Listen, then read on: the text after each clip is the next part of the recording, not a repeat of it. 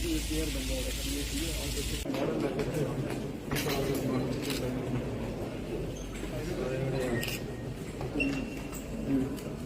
पेड़ों की जो पत्तियां हैं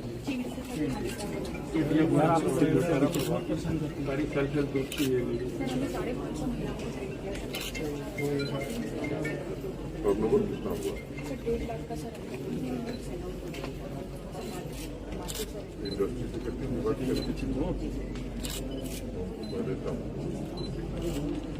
डॉक्टर मोहित गेहरा जी से कि वो हमारे मुख्य अतिथि हमारे माननीय राज्यपाल श्री मनोज सिन्हा जी को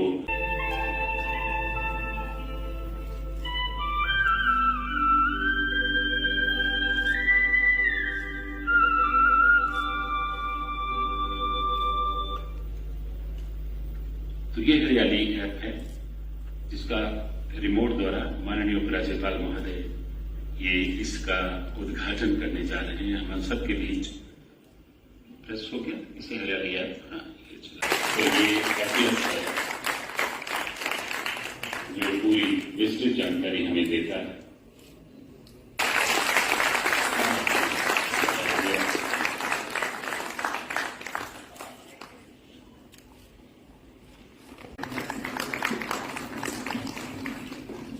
बहुत बहुत धन्यवाद।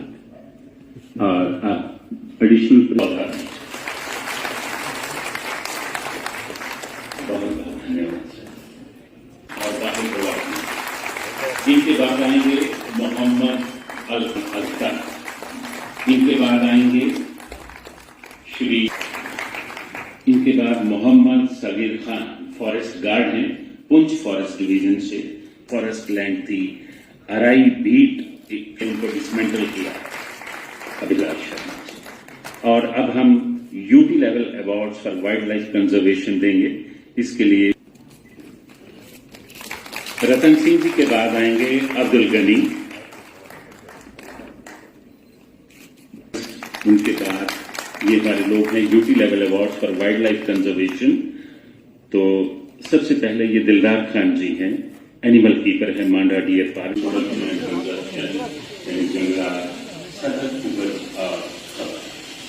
हम सभी जानते हैं कि रोजमर्रा की जरूरियाती जिंदगी के हवाले से हम प्रत्यक्ष अथवा अप्रत्यक्ष रूप से वनों का। आज के समारोह के मुख्य अतिथि माननीय उपराज्यपाल जम्मू व कश्मीर परम आदरणीय Shri Manoj Sinha ji, principal secretary to honourable lieutenant governor Jammu and Kashmir, हमारे आयुक्त सचिव जनाध्यक्ष और अन्य वरिष्ठ अधिकारीगण एवं कर्मचारी जम्मू कश्मीर वन विभाग हम सफल हो रहे हैं। विभाग ने लगभग 60 ट्रैक रूट्स को भी संचालित किया है। ये टूरिज्म को बढ़ावा देने में आने वाले वर्षों में एक बहुत उपयोगी साबित होंगे।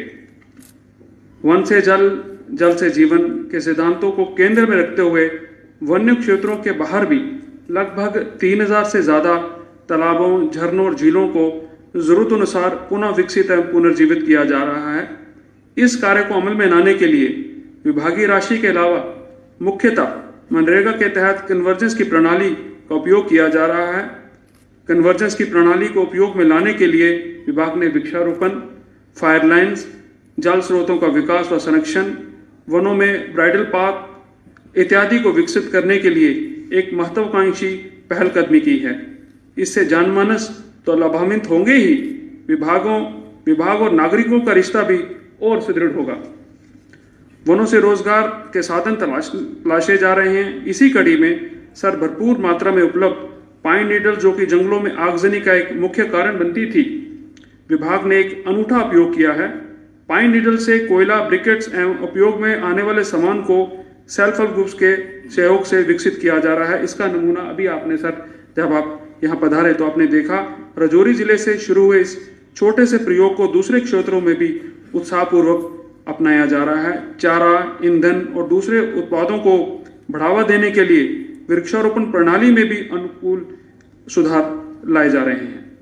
लगभग 75 फॉरेस्ट विश्राम गृह को जनमानस के उपयोग के लिए खोलकर विभाग एवं नागरिकों के बीच प्रेम और विश्वास को बढ़ाने की जो पहल भी आपके ही निर्देश पर हुई और इनका भी अब लोग इस्तेमाल कर रहे हैं। कंडी क्षेत्र व 3 प्रधान नदियां झेलम, चिनाब और रावी के कैचमेंट क्षेत्रों को भी एक योजनाबद्ध तरीके से ट्रीट किया जाएगा 2022-23 से। विभाग ने इस कार्य को भी अपने प्रबंधन का एक अंग बनाया है। सिटी बायोडाइवर्सिटी इंडेक्स यानी कि जैविक विविधता सूचकांक जम्मू और श्रीनगर शहरों को विकसित करने का कार्य लगभग 6 माह पहले शुरू किया गया था। आज आपके शुभ कार्यक्रमों से इनका विमोचन किया जाएगा। राष्ट्रीय स्तर पर चांदी प्रदेशों ने ऐसी पहल की है। जैविक विविधता के संरक्षण में ये आकलन मील का पत्थर साबित होगा। स्थानीय लोगों को रोजगार के अवसर भी उपलब्ध हो रहे हैं। आज भारतवर्ष के कई प्रदेशों में फॉरेस्ट पारिस्थितिक तंत्र प्रबंधन और आजीविका की परियोजनाएं प्रारंभ हुई। हिमाचल प्रदेश में 800 करोड़ रुपए की इसी तरह की परियोजना शुरू की गई है, जो पब्लिक प्राइवेट पार्टनरशिप पर आधारित है। जम्मू कश्मीर ने भी इस दिशा में एक अच्छी पहल शुरू की है और मैं उम्मीद करता हूं कि आने वाले दिनों में इसके व्याप में काफी विस्तार होगा।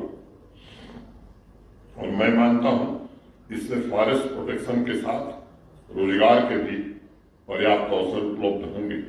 मुझे अत्यंत प्रसन्नता है कि जम्मू कश्मीर फॉरेस्ट डिपार्टमेंट कोयले का बायो विकल्प तैयार करने के लिए महिलाओं के सेल्फ हेल्प ग्रुप को प्रमोट कर रहा है। मेरा एक आग्रह होगा कि हर गांव में नवजात कन्या के नाम पर भी एक पौधा लगाया जाए, जिससे भावी पीढ़ी में पर्यावरण संरक्षण के साथ साथ बेटियों के अधिकारों के प्रति जागरूकता भी जागृत होगी। डिपार्टमेंट को एक और आग्रह मैं करना चाहूंगा, आज जो भी अवार्ड दिए गए हैं उसमें एक भी महिला नहीं है। फॉरेस्ट्री तथा वाइल्ड लाइफ में हमें महिला कर्मियों को प्रोत्साहित कैसे करें, उनके योगदान को मान्यता कैसे दें, मैं समझता हूं कि इस पर विचार का समय निश्चित रूप से आ गया है। मुझे पूरी उम्मीद है प्रकृति के साथ तारतम्य स्थापित कर जीवन जीने की हमारी परंपरा टिकाऊ जीवन शैली के रूप में विकसित होगी। पिछले वर्ष मैंने फॉरेस्ट डिपार्टमेंट से आग्रह किया था 2 महत्वपूर्ण लक्ष्यों पर काम करने के लिए। मुझे उम्मीद है कि इन कार्यक्रमों की मदद से हम अपने पारिस्थितिक तंत्र को और मजबूत कर सकेंगे। जम्मू कश्मीर के फॉरेस्ट से पुराने जमाने में कोट रूट प्लांट अगरबत्ती इंडस्ट्री के लिए जाता था और मुझे लगता है कि उस पर फिर से काम प्रारंभ हुआ है। इसे और गति प्रदान करने की जरूरत है। जो भी विशेषज्ञ हैं उनसे चर्चा की जानी चाहिए और इस काम को गति से आगे बढ़ाने की आवश्यकता है।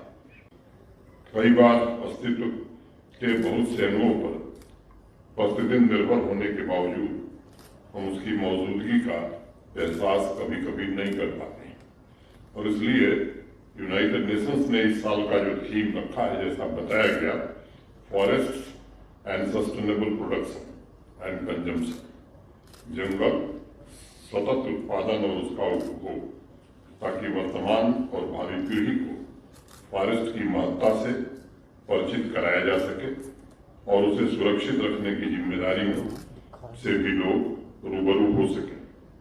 मित्रों, इसमें कोई शक नहीं है कि घर बनाने से लेकर रोजमर्रा के जीवन यापन से संबंधित हर काम, चाहे पानी पी रहे हैं, खाना खा रहे हैं या फिर बीमार पड़ने पर दवा ले रहे हैं, सब में कहीं न कहीं फॉरेस्ट का अंश जुड़ा हुआ है। लेकिन फिर भी जीवन के महत्वपूर्ण पहलू से जुड़े होने के बावजूद हमें फॉरेस्ट की उतनी याद नहीं आती।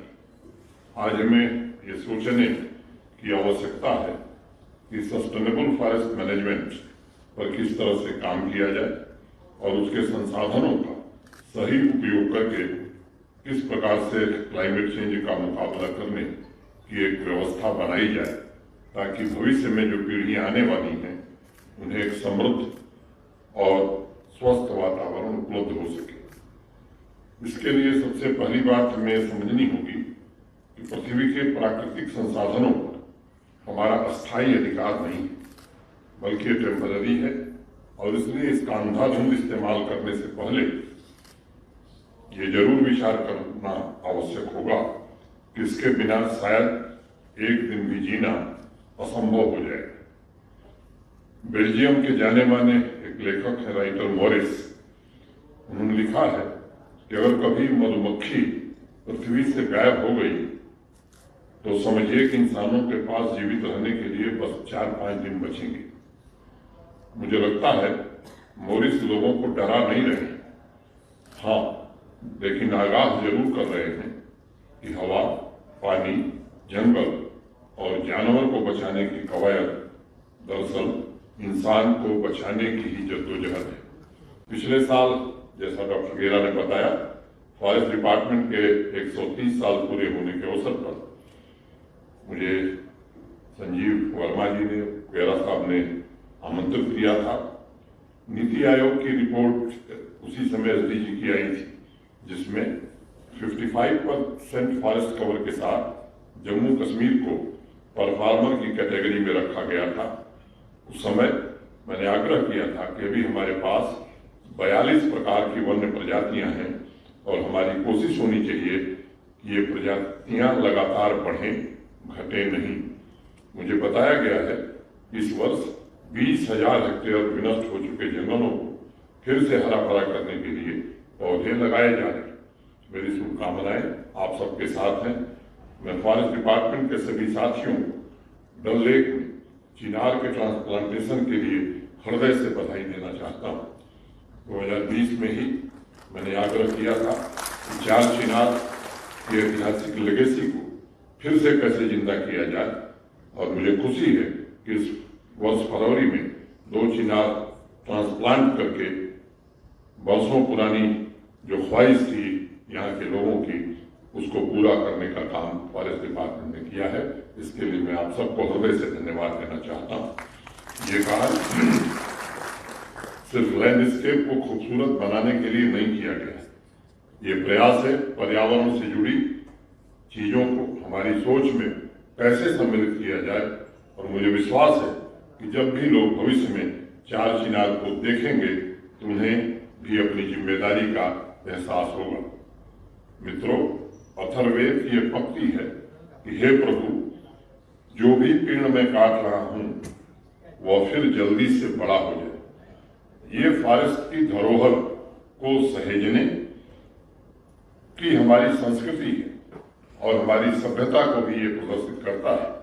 हम सबको ये बात समझनी जरूरी है कि जब तक धरती और हमारा पर्यावरण सुरक्षित है, तब तक हमारा भविष्य भी उज्जवल है और भविष्य भी सुरक्षित है। इसमें कोई शक नहीं है। एक राष्ट्र की शक्ति के मुख्य रूप से उसके प्राकृतिक संसाधनों पर ही टिकी होती है। आज हमारा मुल्क दुनिया के 12 शीर्ष विविध प्रजातियों वाले देशों में शुमार है। मैं मानता हूं कि उच्चतम क्वालिटी की जड़ी बूटियां, अनेक प्रकार के वनस्पतियों तथा अपनी भौगोलिक विविधता के द्वारा जम्मू कश्मीर ने भी इस तरक्की में अपना विशेष योगदान दिया है। जो महत्वपूर्ण बात है वो जम्मू के 4 फीडर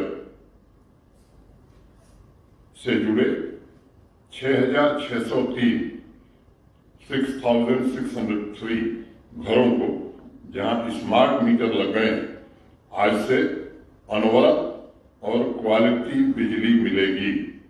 इन सभी घरों को जो शेड्यूल्ड कट हैं उनसे मुक्त कर दिया गया है। कोई टेक्निकल फॉल्ट हो जाए तो अलग बात है, नहीं तो इनको निर्बाध गति से बिजली मिलती रहेगी। पिछले 1.5 वर्षों में उपभोक्ता को 24 घंटे बिजली आपूर्ति कैसे की जा सके, ट्रांसमिशन और डिस्ट्रीब्यूशन की क्षमता को कैसे बढ़ाया जा सके, और जो AT&T लॉसेस हैं इनको कैसे कम किया जा सके, इस पर अनवरत काम किया गया है। आप सबको मालूम है कि 6,000 करोड़ रुपए की बिजली हम खरीदते हैं और लगभग 2,600 करोड़ रुपए रेवेन्यू अर्जित करते हैं।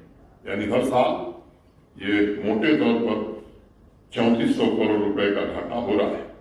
हर उपभोक्ता चाहता है उसे 24 घंटे बिजली मिले, लेकिन आप खुद सोचिए, पिछले अनेक वर्षों में न तो बिजली की क्षमता बढ़ाने का प्रयास हुआ, न ही ट्रांसमिशन डिस्ट्रीब्यूशन की क्षमता को मजबूत करने का। इसलिए ये निर्णय लिया गया कि जिन घरों में भी मीटर लगे हुए हैं उन घरों को 24/7 क्वालिटी पावर उपलब्ध कराना, ये हमारी जिम्मेदारी है। जम्मू के ऐसे 4 फीडर वनताला, रूपनगर 2, रूपनगर 3 और रूपनगर 4, जिनसे 6,603 घरों में आज से ये सुविधा शुरू की जा रही है।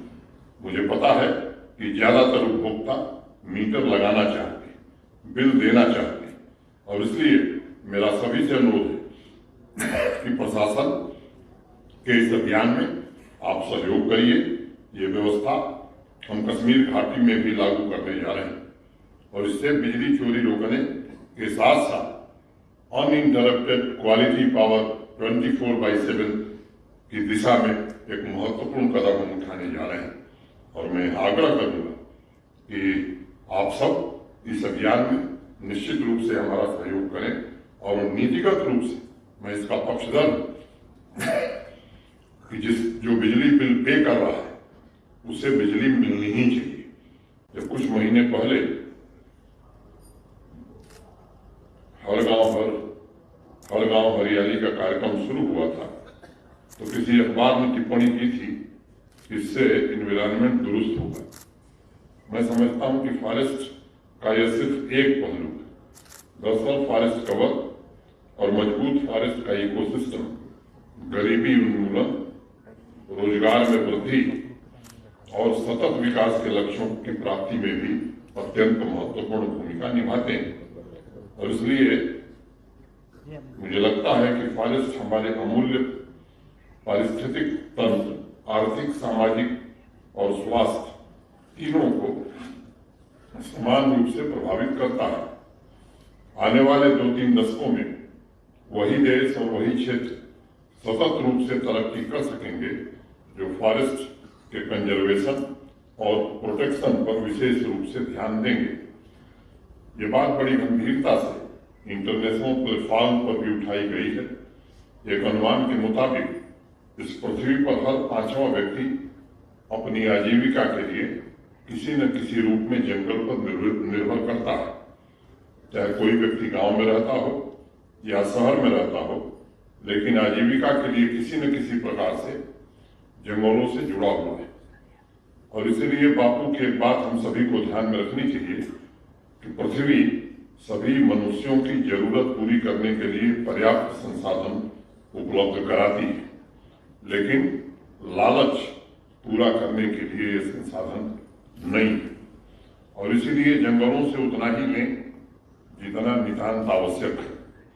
हमारे यहाँ अभी बताया गया, मेरे पहले डॉक्टर गेरा ने जिक्र किया, ट्राइबल भाइयों की एक बड़ी आबादी जंगलों पर ही निर्भर है।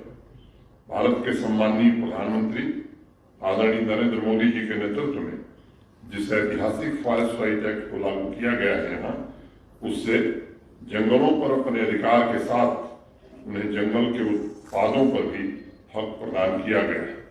पिछले वर्ष 12 जनवरी से जम्मू कश्मीर में बांस के संवर्धन पर भी काम शुरू हुआ है और इससे भी समाज के एक बड़े वर्ग को रोजगार के अवसर उपलब्ध होंगे। बड़ा भारी योगदान आप कर सकते हैं। मित्रों, जम्मू कश्मीर तेजी से विकास की राह पर अग्रसर है। इस परिदृश्य में विकास और पर्यावरण संरक्षण के बीच संतुलन सुनिश्चित करने में सबसे महत्वपूर्ण भूमिका आप ही लोगों की है। मुझे उम्मीद है कि फॉरेस्ट डिपार्टमेंट क्लाइमेट चेंज और पर्यावरण पर हो रहे प्रतिकूल प्रभावों को कम करने के लिए अपना प्रयास निरंतर आने वाले दिनों में बढ़ाएगा। मित्रों, जम्मू कश्मीर प्रशासन का प्रमुख उद्देश्य है कि प्रशासन लोगों के दरवाजे तक पहुंचे। इसलिए मैं आप सभी से निवेदन करूंगा कि फॉरेस्ट डिपार्टमेंट वनारोपण तथा वनों के संरक्षण के कार्यक्रम में सक्रिय रूप से चुने हुए जनप्रतिनिधियों, ग्राम पंचायत और जमीनी स्तर के संस्थानों को अवश्य शामिल करें। ये प्राकृतिक संसाधन प्रबंधन में सहभागी शासन की दिशा में महत्वपूर्ण कदम साबित हो सकता है। प्रदूषण कम करना, जंगलों के अंधाधुंध दोहन को रोकना और अपने प्राकृतिक संसाधनों का संरक्षण सिर्फ सरकारी नहीं बल्कि सार्वजनिक लक्ष्य होना चाहिए। One beat guard one village की पहल की भी मैं सराहना करता हूं, जो आप सबने शुरू किया था। ये फॉरेस्ट कवर को बढ़ाने और जल संरक्षण के प्रयासों में एक मजबूत साझेदार साबित हो रहा है। शहरों में आपके जो भी कार्यक्रम हो रहे हैं, आपने पहले से स्थानीय निकायों, शैक्षिक संस्थानों, गैर सरकारी संगठनों को शामिल किया है। इसे आगे और बढ़ाने की आवश्यकता है ताकि शहरी क्षेत्रों में वायु और ध्वनि प्रदूषण को हम कम कर सकें।